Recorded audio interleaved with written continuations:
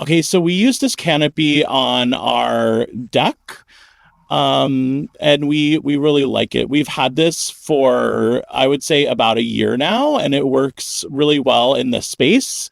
And it has a lot of really, really great features. So I'll get a little closer here to kind of show you. So you can like slide the curtains here, and you can zip it if you wanted like a fully screened in canopy. And it's also got, this is kind of a cool feature. So it's got these kind of like holes that are secured by these metal grommets here so that water can drip through, which on the face of it doesn't sound great, but it eliminates standing water at the top of the canopy. So we had a different one before, and every time it rained, we had to come out here and drain the standing water.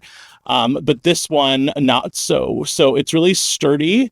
It's got this really nice metal here, and it zips. So all the sides can come unzipped. So the only drawback, I will say, I'm going to zoom back out. So this is pretty sizable. You cannot put this together with one person. Or, I mean, maybe you can, but I couldn't. I would definitely say this is like a two-person job. And that's not even a drawback. I mean, that's just, like a feature of something this size. So you do need two people for this.